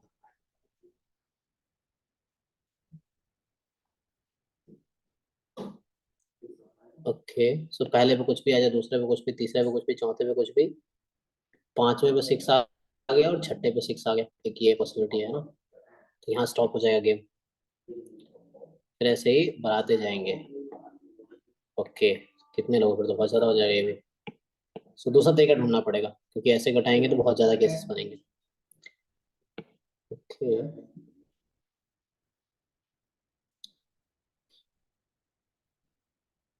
2 6 एट अ टाइम है ना। चलो ये तो 6 है ही, है ना, यही है ना, ये तो 6 है ही। तो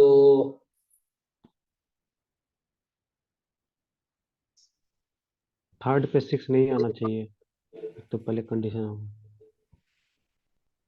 थर्ड पे 6 नहीं आना चाहिए, वैसे तो सेकंड थर्ड में भी नहीं आना चाहिए। तो सेकंड थर्ड पे 6 नहीं आना चाहिए, मतलब यहाँ पे चॉइस है, 5 चॉइसेस हैं कह सकते हैं अगर देखा जाए तो। हम्म, और उसके बाद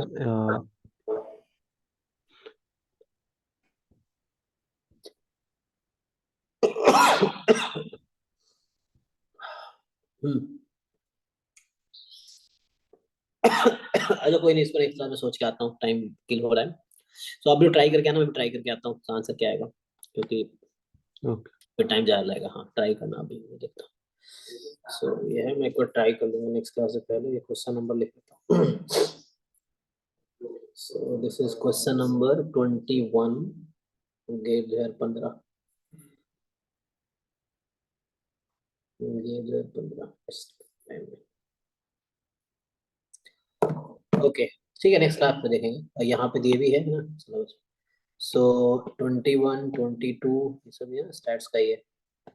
सो 22 क्या कह रहा है देखो, कि x1 x2 x3 x4 x5 x6 be the observed value of a random sample of size 6 from uniform theta minus 1 to theta plus 4 distribution where theta 0 से infinity है, then MAD। तो MAD तो आप निकाल लोगे, लाइक्लीहुड फंक्शन यहाँ से निकालोगे, तो प्रोडक्ट आ जाएगा, इसका पीडीएफ लिखोगे तो 1/3 आ जाएगा ना, 5 आ जाएगा, 1/b माइनस ए, तो आ जाएगा पूरा इंटरवल आ जाएगा MAD।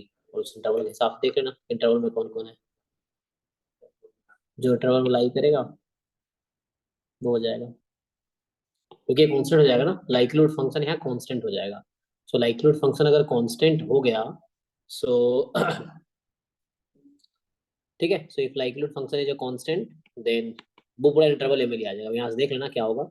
So X I is less than theta minus 1, X I is नहीं more than theta minus 1 and less than theta plus 4। तो यहाँ से आ जाएगा तुम्हारा थीटा जो है, मतलब theta minus 1 is less than each X I ना, तो यहाँ पे theta minus 1 less than first order stats, ऐसा आ जाएगा। मतलब यहाँ आ जाएगा theta is less than first order stats minus 1। Check कर ले, कर एक्स आई मोर है लेस, क्या करना, हो जाएगा। फिर से लिख देता हूँ, तो ये तुम्हारा आएगा लाइक्लीहुड फंक्शन 1/5 की पावर n, ठीक है, n यहाँ हालांकि 6 है। तो मैं ये बोलना चाह रहा हूँ कि जो आपका एक्स आई है वो थीटा माइनस 1 से थीटा प्लस 4 में होगा ना। So theta minus 1 less than each X I है, so theta minus 1 will be less than first order stats, तो theta minus 1 less than first order stats plus 1, ये हो गया। यहाँ से करोगे तो theta plus 4 is more than X I, मतलब एक्स आई अभी है, तो theta plus 4 more than X I का मतलब हो गया सबसे ज्यादा होगा तो nth ऑर्डर स्टैट्स 4, तो थीटा इज मोर देन -4 हो जाएगा ना। तो यहाँ से क्या आ गया थीटा का इंटरवल, मैं ये पूछ रहा हूँ इंटरवल थीटा किससे ज्यादा है, nth ऑर्डर स्टैटिस्टिक्स -4 से, थीटा किससे कम है, फर्स्ट ऑर्डर स्टैटिस्टिक्स +1 से। सो अब बताओ ये इंटरवल क्या होगा। अब ये जो डेटा गिवन है उस डेटा में डिसाइड करो, इसमें मैक्सिमम कौन है सबसे ज्यादा, जो डेटा गिवन है 5/7 5.7, तो 5.7 -4 कितना हो जाएगा 1.7 1.7। और मिनिमम देखो आप क्या है, मिनिमम प्लस 1.1 मिनिमम +1 कर दीजिए आप, 2.1 तो इस ये एमएल आ गया आपका, क्योंकि ये और कांस्टेंट था इसके ना। बीच में जो हाँ जो भी इसमें ये कांस्टेंट था, तो कांस्टेंट है, तो ये हर थीटा के लिए मैक्सिमम होगा, कोई भी थीटा ले लो आप। अब सो इसके ये में इंटरवल, जो इंटरवल मैच कर जाएगा। हाँ जैसे ये ए मैच कर गया, बाकी सब आउट हो गया। ठीक है। So only A is the answer यहाँ है, इस तरीके से, ठीक है। और भी है?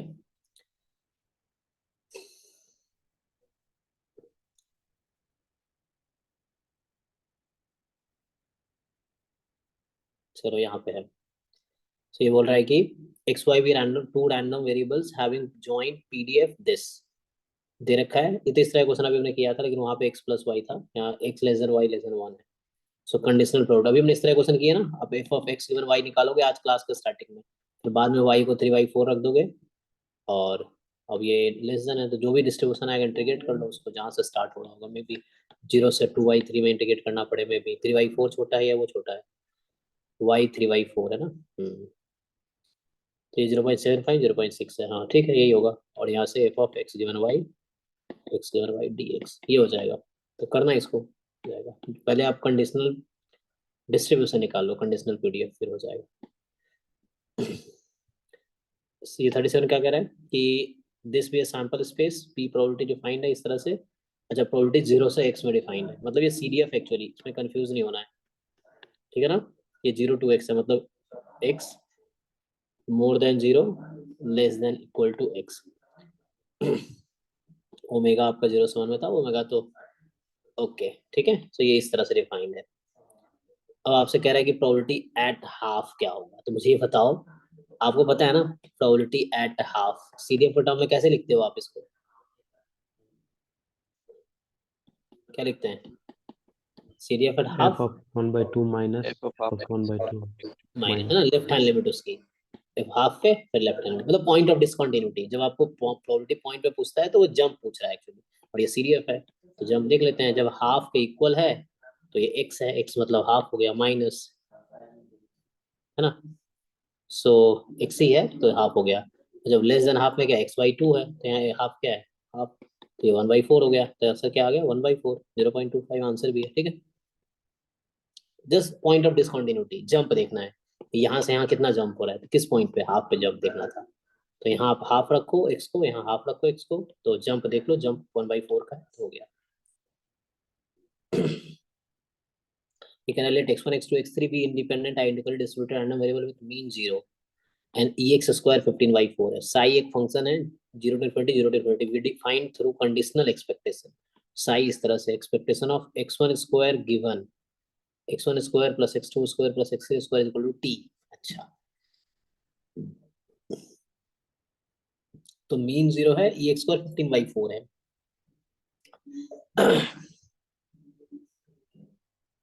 तो आपसे क्या पूछ रहा है अब, एक्सपेक्टेशन ऑफ क्या बोल रहे हैं, psi of x1 plus x2 whole square. तो t के जगह रख दिया x1 plus x2 whole square. Okay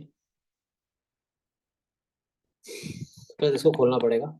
Sai का मीनिंग क्या था, साई को पुट करो, तो यहाँ फिर से था एक्सपेक्टेशन x1 स्क्वायर गिवन है ना, साई t यही था ना, और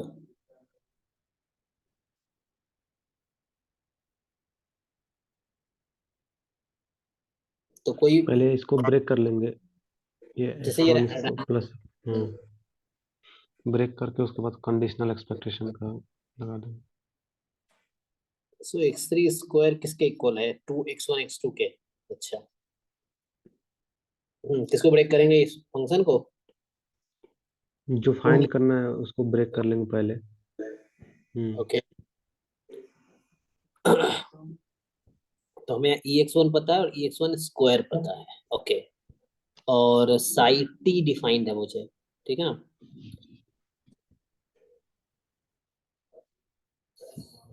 सो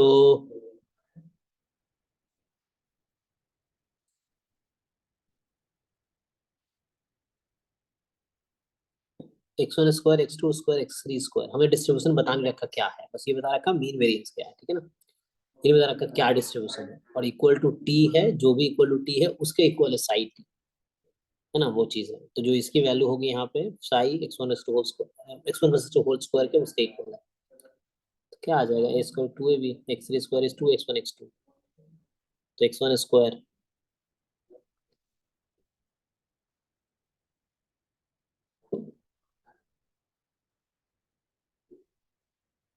ये बताओ मुझे, एक्सपेक्टेशन ऑफ x1 स्क्वायर यहाँ क्या आ जाएगा अगर सॉल्व करें तो? अगर x3 square is equal to 2x1 x2, इस तरह से कुछ।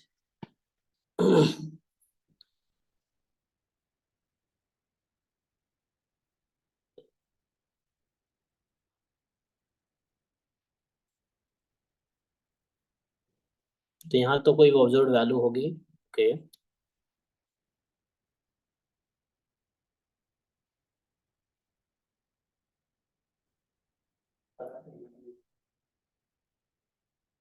अच्छा यहाँ तो ई डबल है ना।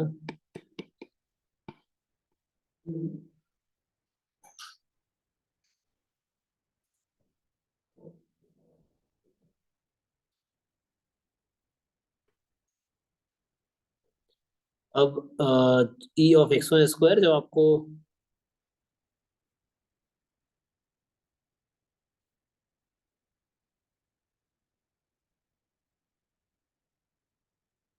अच्छा आईआईडी है ना, चाहिए सब आईआईडी है।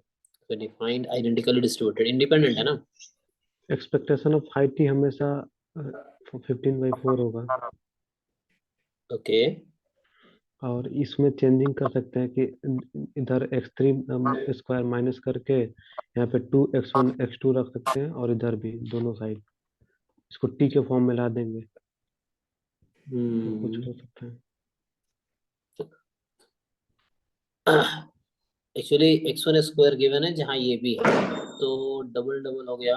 तो हालांकि एक ऐसा होता कि यहाँ सिर्फ x1 x2 होता तो मतलब फ्री हो जाता वो, कहने को तो इंडिपेंडेंट था ना। अगर ऐसा दिया होता x1 स्क्वायर गिवन सिर्फ x2 होता, तो ये just E of x1 square हो जाता है ना, बिकॉज ऑफ इंडिपेंडेंस। हाँ,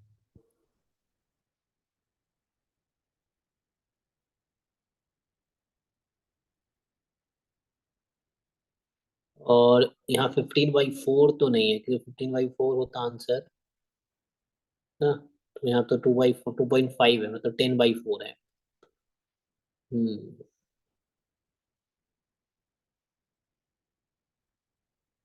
ओके कोई नहीं, ट्राई कर लो, देखते हैं नेक्स्ट क्लास में। So you also try it, ठीक है, विल सी नेक्स्ट क्लास।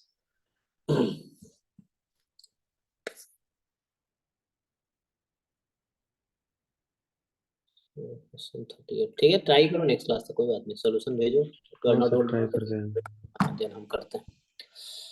कोई नहीं, 15 तक का ऐसे करेंगे, उसके बाद अगले क्लास में करेंगे, तो 13 14 15 हो जाएगा आज। तो इस पेपर को बस कंप्लीट कर लेते हैं, एक क्लास रखेंगे। So X is Poisson lambda, lambda more than 0 है। डेल्टा जो है अनबायस्ड एस्टिमेटर है जी लैम्डा का। अच्छा, सो एक्सपेक्टेशन ऑफ डेल्टा एक्स जो एक्चुअली जी लैम्डा है, जो कि इस तरह से है। तो बोल रहा है कि समेशन ऑफ डेल्टा के, ठीक है, के फ्रॉम 0 टू इंफिनिटी क्या होगा। ओके,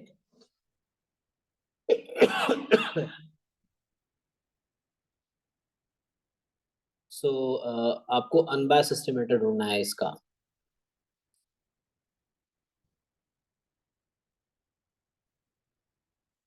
सो पॉइजन में क्या होता है,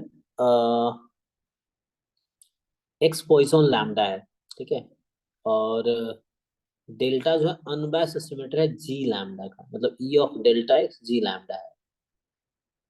so okay, so expectation of this quantity,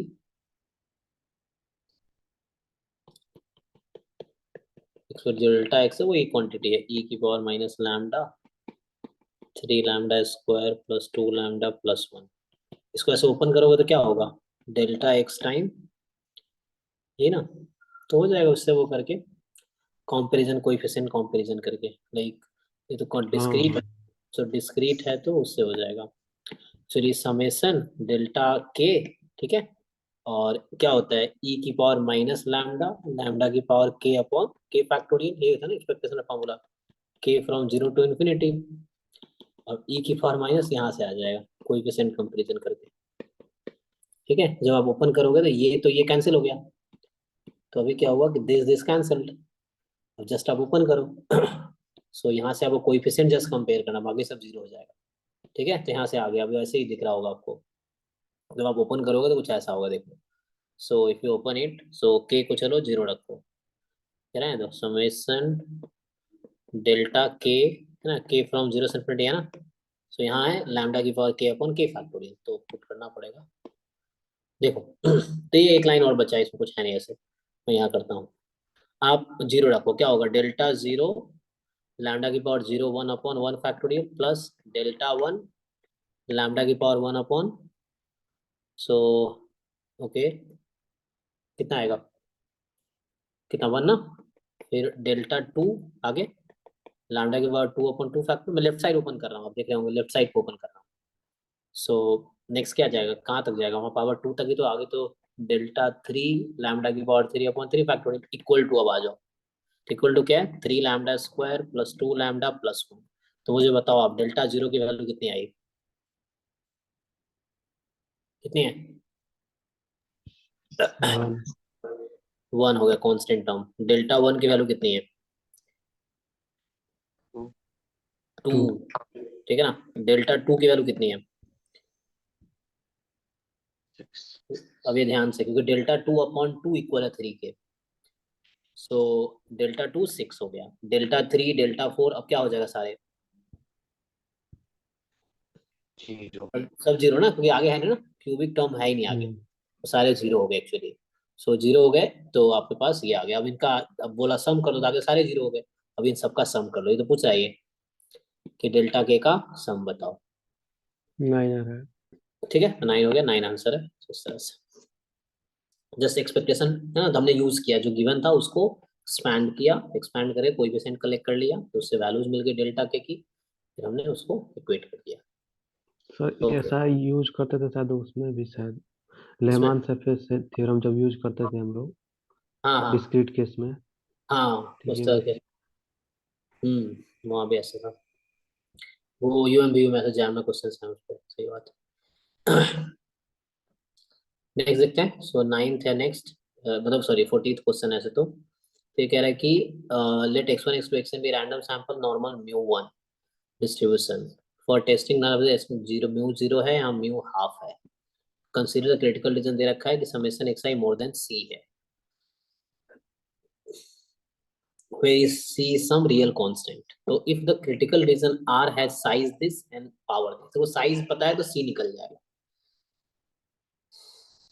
वो तुम वो लगा के इसको z बना के c निकल जाएगा, और पावर दे रखा है तो पावर से n निकल जाएगा। तो ये ट्राई करना, ये डेटा एक्चुअली यहाँ पे डेटा पता नहीं इसमें दिया नहीं दिया, क्योंकि जैम में तो डेटा दिया रहता ना कि 5 this is this 5 this is this, इन्होंने फर्स्ट पेज मिस किया है यहाँ पे, क्योंकि है ना यहाँ 5 की वैल्यूज यहाँ दिख रहा नहीं मुझे, इन्होंने मिस किया, तो 5 की जरूरत आपको पड़ेगी बाहर से देखने की, क्योंकि यहाँ इन्होंने दिया, पेपर में दिया रहेगा। सो सो 5 की वैल्यू की हमें जरूरत पड़ेगी, ठीक है। तो इसको ट्राई करना, जैसा आप 5 ऑनलाइन या टेबल यूज कर लो या ऑनलाइन देख लो। सो सी निकल जाएगा साइज का डेफिनेशन से, साइज वही है जो टाइप 1 की प्रॉपर्टी होती है, पावर पता ही है, so rejecting H not when h1 is true, तो उससे आ जाएगा। नेक्स्ट देखते हैं, let x Y be independent distribute random central chi square random variable with degree of freedom m and n, ठीक है mn है मतलब,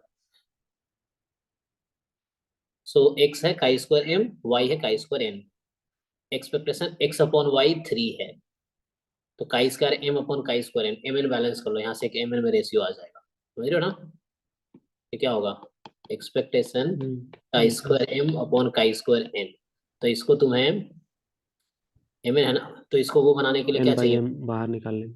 हाँ उस तरह से बैलेंस कर लो उसको।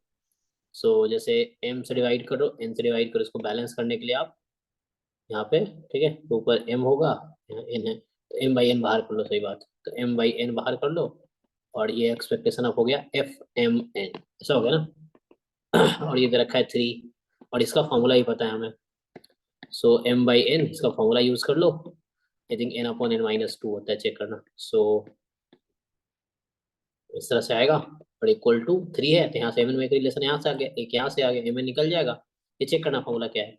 सो यू जस्ट दो इक्वेशन दो अननोन मिल जाएगा, हो जाए पुट कर दे यहाँ पे, हो गया, ठीक है। U of y upon x पूछ रहा है, तो ऐसे ही निकाल देंगे जैसे कर रहे थे, समझ आया ना क्या करना है, तो इसको यूज करना है। दो इक्वेशन दो अननोन, एम एन निकालने, एम एन निकाल के फिर यहाँ का स्क्वायर एन अपॉन का स्क्वायर एम हो जाएगा, उससे आ जाएगा। let x1 x2 xn be a sequence of independent identical distributed random variable with 1 पे probability 1/4 है, 2 पे 3/4 है, ओके डिस्क्रीट है। समय एक्स बार दे रखा है आपको, तो पूछ रहा है कि दिस, कोई बात है सेंटरमेंट थ्योरम लगा लो, कोई दिक्कत नहीं है, ठीक है, यहाँ सेंटरमेंट थ्योरम लगाना है, हो जाएगा x bar minus mu upon this, tension फिटी है तो उससे आ जाएगा, फाई के टर्म में कुछ आ जाएगा, ठीक है ना। एक्स बार माइनस, एक्स बार का मीन कितना है, इसका मीन निकालो, 1 × 1/4, 2 × 3/4, तो 1/4 प्लस 6/4 7/4, 7/4 कितना होता है, कैलकुलेट कर लो, तो यहाँ 7/4 घटा दोगे, यहाँ भी ऐसे ही, ठीक है, 7/4 देख लो कितना आता है, 100 अपॉन इसका फिर स्टैंडर्ड डिवीजन, उससे आ जाएगा। फिर वो जेड में कन्वर्ट करके फाई की जरूरत पड़ेगी, फाई समथिंग, तो उससे आ जाएगा।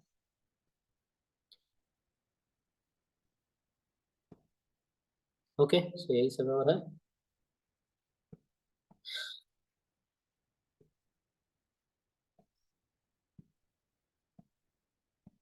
तो 2016 का स्टार्ट हो गया, तो अभी इसको खत्म करते हैं, तो अगले क्लास का जो होमवर्क है, जिन लोगों ने नहीं किया है 2005 से 2012 तक करना पहले, फिर आज हमने 2012 से नहीं 2013 से 2015 तक का किया है, जो क्वेश्चन प्रोबेबिलिटी इन स्टैट्स के हैं। सो ये आपको करके ग्रुप में सबमिट करना है, मैं नेक्स्ट क्लास में मैं ना आउट कर देता हूँ, ठीक है। ठीक है, फिर आज इतना ही रखते हैं, ज़्यादा नहीं करेंगे, ओके ठीक है सर। चलो ठीक है, थैंक यू, गुड नाइट, और कर लेना ये सब दोबारा एक अच्छे से। ओके।